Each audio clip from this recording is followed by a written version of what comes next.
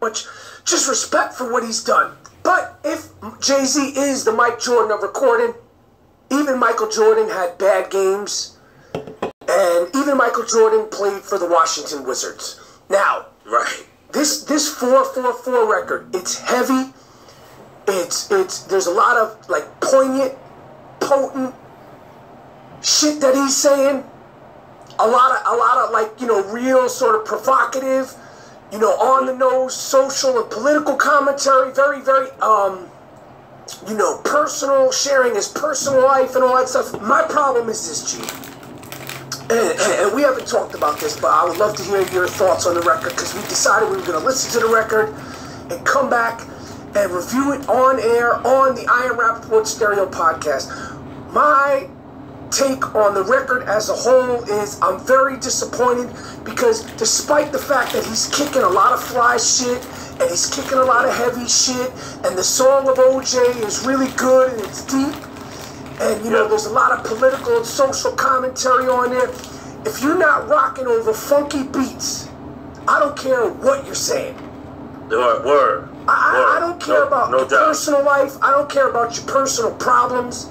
Yeah. And I can't really, after just listening and taking in the social shit and the political commentary, which is all great, after one or two listens, like, I can't listen anymore, because I feel like I'm trying to decipher something as opposed to just rocking and listening. Right. I felt like I was listening, like, the beats to me are the disappointment.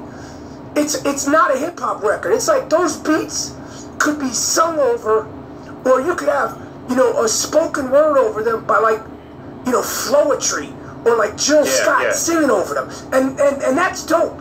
But there's not one song on there that you're ever gonna rock to when you're working out, ever gonna rock to when you're trying to get hype, ever gonna play in an arena to get hype. And Hov might be like, yo, fuck it, I've done all that. But me as a fan, like, yo, it's hip hop, and I don't care about your problems. I got my own problems. If we're not rocking, and if it's not funky, to me, it doesn't matter who it is, how much I respect the record, I'm disappointed with the record. I listened to it 3 times all the way through, once in my car and twice with headphones on, to try to give it the benefit of the doubt. And I was like, yo, I don't need to listen to this record again. The song of the OJ, a lot of people are talking about it because it's, you know, very potent, you know, and he's kicking a lot of shit, but they were kicking the same shit in the ESPN documentary that I'm sure inspired that song. Right. Yeah. You know, so it was just like, because it was Jay-Z, who, you know, a lot of his songs over the years, although, you know, he's gotten a little bit more social and, you know, politically active in his rhymes over you know, his last couple of records. You know, when you hear a Jay-Z record, I want to hear some shit. I need some bangers. I need some beats. And to me, it's not a hip hop record. It's like you know, like adult contemporary. You know what I mean? And that might be what he wanted to do, but as a fan of hip-hop, if it ain't funky, I can't fuck with it.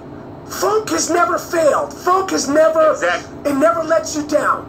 Like, funk gets your mouth and your face looking like you stepped in some shit. It gets your head moving, and it gets you rocking, as Hov has done time and time again. So this record, for me, is a disappointment. Right. And the fact that, you know, that he's known for having all that funk and you know, the banging beats. He's known for that through his whole catalog. So for me, it was a disappointment to hear, you know, the delicate beats, and, you know, it kind of turns you off a little bit, because it's music and you want to rock, and, you know, you need that banging, you need them drums banging. But I understand, you know, what he was trying to do, whatever, like purge himself with a lot of personal shit. But a lot of shit I don't need to know. It's not like motherfuckers was wondering whether your mom's is a lesbian. Like, I could care less about that. And I didn't know, you know, I didn't know why that was even on it. But the delicate beats just kind of changes how I view that shit, man. Yeah, I agree.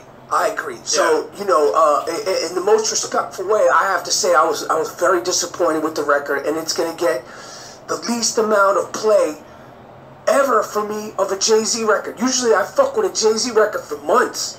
Even the last record with him and Kanye, like that shit was like, I didn't love all of it, but I loved a lot of it. Alright, so check this out. We got a lot of people saying a lot of stupid, ignorant shit about dude. I completely, totally disagree.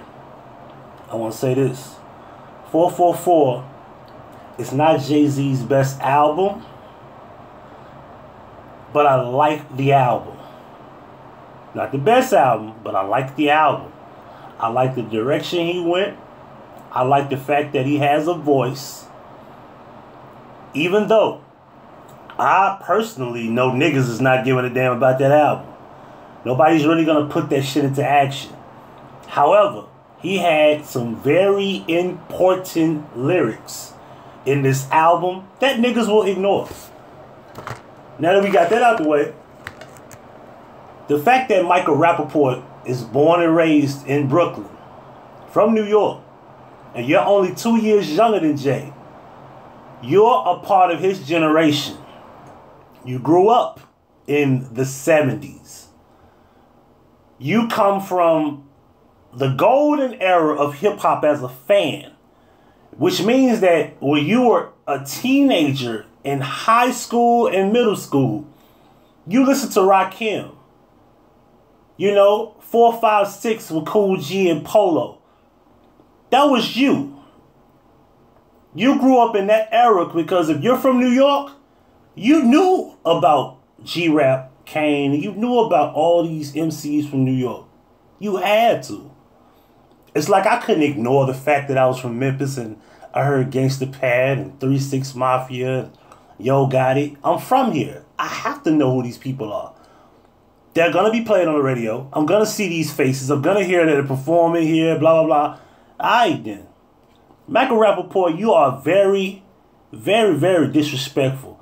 But I know why you're disrespectful. You're a Jew. See, what you don't say is, Drake, you haven't been doing a lot of good music lately. Put your fellow Jew in his place. You know, Drake is a Jew too. We can stop that black shit. You know, the Jewish bloodline is beyond race.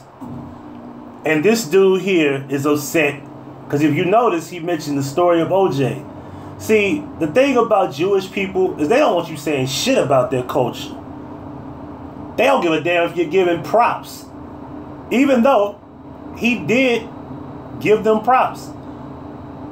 Jewish own people because they don't own people, but well, technically they do. We ain't gonna get into that. That's another video. But they own property and they own things because they invest. And a lot of these things, such as the country you live in from 1776 until now, has been controlled and ran by the Jewish Zionist people. See, Zionism is something that niggas don't talk about. Niggas like talking about coon this, coon that, and Sambo and Salt Shoe. Let these niggas say the Zionist Jewish controlled banks, controlled media, controlled entertainment, television programming, you know, television programming. However, Michael Rappaport knows what he's doing. He's giving his opinion, and the fact that you have to be joking to say that Jay-Z album is not dope. I guess Kingdom Come, which personally to me was his worst album, was more of a good vibe. You like funk. You see what I'm saying? And Michael Rappaport, you came up in the Public Enemy era. You know, Fight the Power and stuff like that. But you're a Jew, so I understand, like, you play these games, like, you talk about hip-hop from time to time. Now, you want to trash 444? Why don't you show love to all those New York artists, like the Underachievers or the Bodega Bams or Flatbush Zombies? You know, people like that. Nitty Scott, Joel Ortiz. Why don't you show love to those New York artists that you don't mention? Action Bronson. You know, it's a lot of MCs in New York that you don't fucking talk about. However, we got the biggest voice in the industry making an important album he decided to make. I don't agree with some of the things he done. I don't think he owes Beyonce an apology because, as far as I'm concerned, I don't want to get into that. That's another video. I'll do that another day.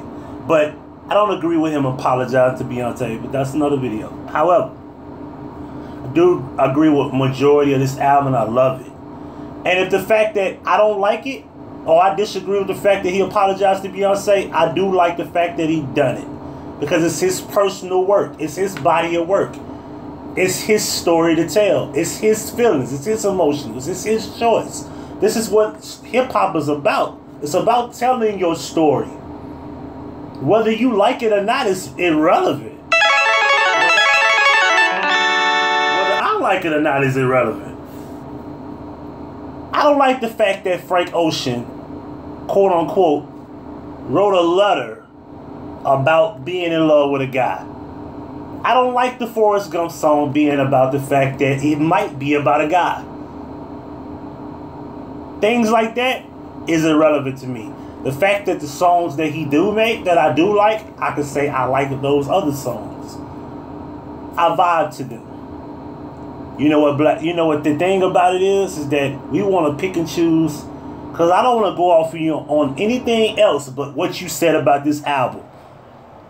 I'm not going to talk about how funny looking you are at 47 for a Jew, which is weird because you look like you look like you with that fucking villain on Ghostbusters. You fucking look horrible. You look hideous.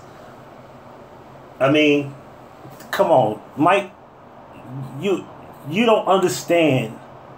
Well, I think you do. I think a lot of times people like you, y'all just like to talk. Y'all just like to start up with shit. Because what other real hip-hop are you showing a big light to? What if you gave props to? Like, do you have a top 25 list like me and other hip-hop, fans have? Like, do you really have other artists that you really want to shout out? What do you like? What else is in your tape deck other than Jay-Z's 444 that you said you don't play anymore? The fact that you from Brooklyn, you're supposed to have dude back regardless. You're from that borough. That's the issue I'm talking about here. A lot of these guys are just token faces. Like, you got Queen Latifah talking about, we need to get back to this, that, and you know the industry ain't trying to add that shit. If they wanted the new Public Enemy tomorrow, they will have it only by their choice. All you gotta do is find the group or the rapper that's similar to Truck D, far as commentary, far as social awareness, far as lyricism, far as substance, and present it to the world with the same ambition. It ain't gotta be that perfect voice, It ain't gotta be Elvis was a hero on the boat. He ain't gotta have that voice. But give him the same conversation, same expression, same emotion, same talent. Because remember, talent is something you have. Skills is something you work very hard on. Talent is doing something that you learn. Skill is perfecting the talent that you have and being great at the craft. That's the difference. See, a lot of these niggas got talent in the industry. A lot of them don't have skills. That's the issue. Jay-Z has talent and skills. And he has perfected those skills.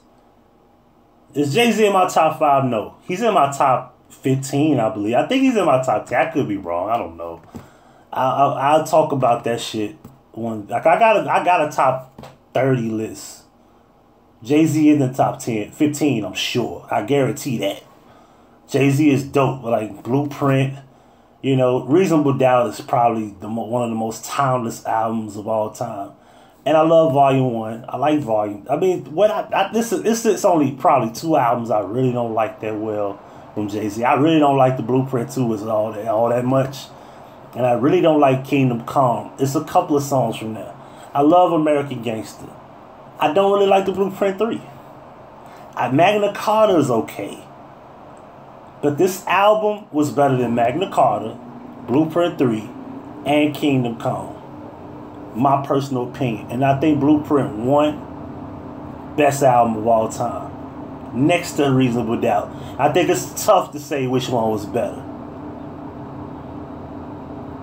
However, Michael Rappaport, you can go take a brick design dildo and stick it in your face and choke on it. You full of shit, bruh. But we know you full of shit. You're a Jew. You're a con man. I might get flagged for this video. I don't give a fuck.